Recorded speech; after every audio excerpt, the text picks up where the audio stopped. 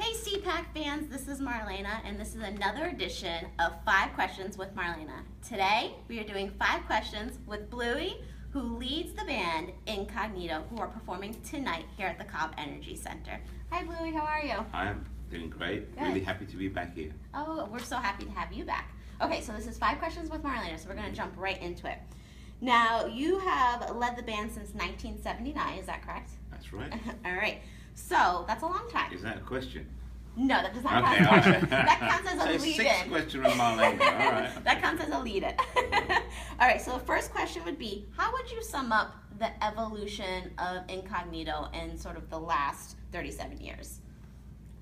I would say that it's been basically a dream that's expanded into a fantasy and become something totally other than we started, because the idea is that you do something that you love when you begin, but it's superseded that. It's become a career, it's become a nurturing ground, it's become a place for teaching, a place for learning.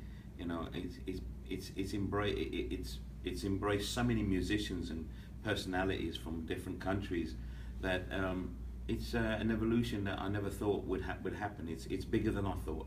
Yeah, I agree. I mean, you guys are great and you're touring all over the place. So because you've been touring for so many years and you guys have evolved so much, what kind of advice would you give somebody who might be sitting at home that wants to get into the music business or wants to start a band? What's like the best advice you could give them?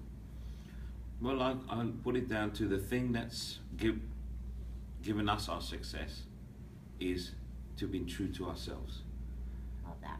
Because all of us are chameleons, musicians, because we learn a little bit of the record collection that we have, and we can become, I suppose, like the records that we've met, that we learned from, and we can emulate other people. But when we find ourselves, that little thing that is ourselves, and we make that we do more of ourselves as we grow. You know, we find our own sound and we expand into something fresh, something that, you know, when you listen to Earth, Wind and Fire, you put on the record and you know straight away that sounds, you know, if that sounds like Earth, Wind and Fire, 9 times out of 10 it's Earth, Wind and Fire. You hear a band like Tower of Power, you hear the horns and stuff, and you go, that's Tower of Power immediately.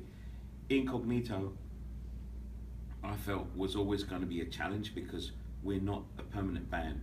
We are a music collective of people that more than 1,500 people have played for Incognito. Wow. So to retain its sound, it needed to find its something that belonged to us, you know. Mm-hmm. And we did that in the beginning, and then it's expanded. And as people came in, certain people left a big mark. People like Mesa, that kind of made it something for us to show other singers coming in. This is the way it should be. It should have sweetness.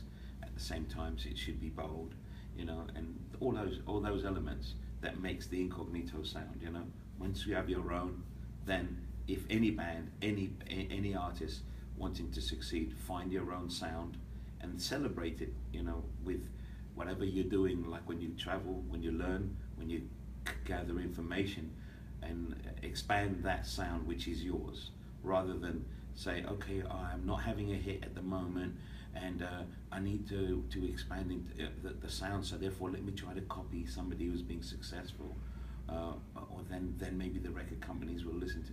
You know, I think it's more about staying true to what you do, because there will be times when that time, that by staying by what you do, it becomes a trying time, and overcoming those hurdles are the things that make you. That's some great advice. Wow, that's some really good advice. So I guess, I mean, that was some good advice, but what would you say, I guess question number 3 would be, what is sort of the negative side of maybe being on the road a lot, or there's the positive, if you want to say what the positive is, and what is the negative that somebody would not expect? Yeah, the negative aspect is always going to be the fact that the people that you love are going to be left behind. Family, I see not much of my mother, and I brought up 3 kids in my first marriage whilst being on the road heavily, and there was a price to pay for that.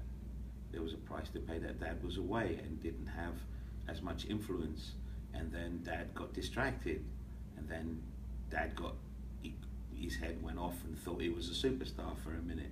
Then he got slapped back down, and Dad became the man that we really are proud of, but we did miss out in the middle. So it's there is a price to pay, and very few people get by without paying it.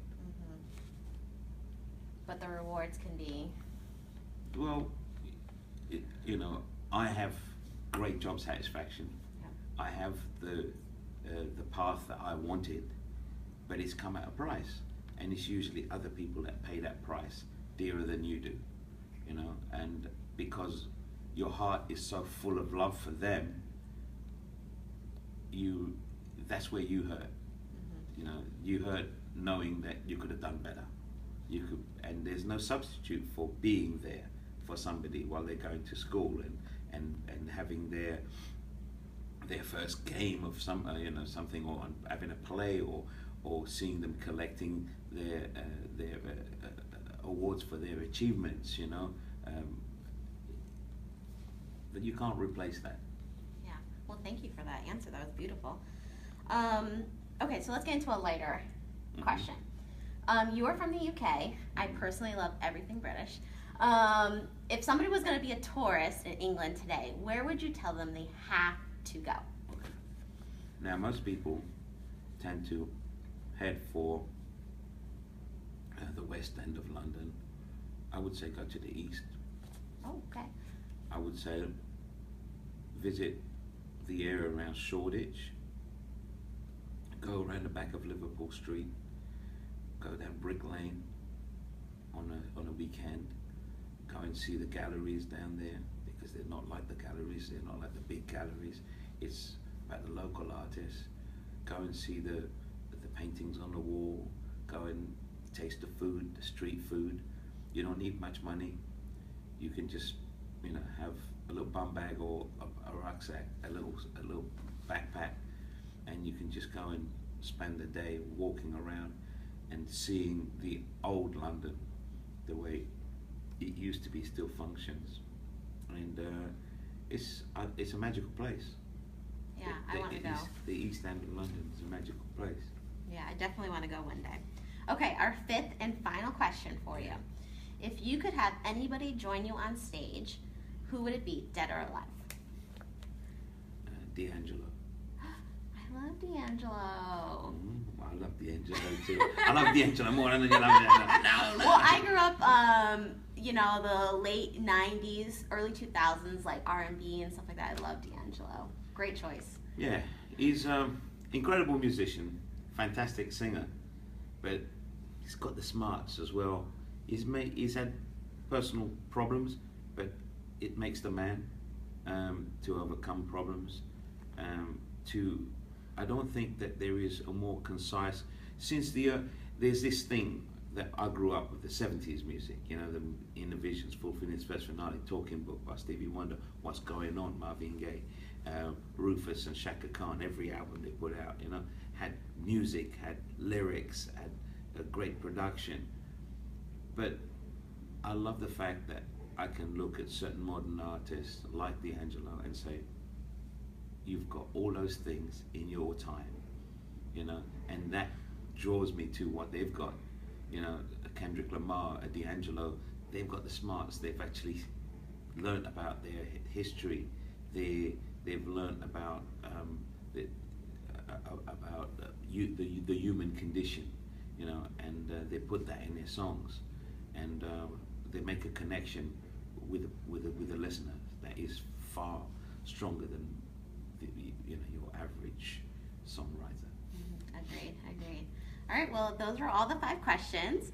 Thank you so much, Bluey, for doing this with us. Tonight, Incognito is hitting the stage with Mesa, and also Deborah Bond is hitting the stage first. So make sure you check it out, and we'll see you tonight. Bye. See you tonight.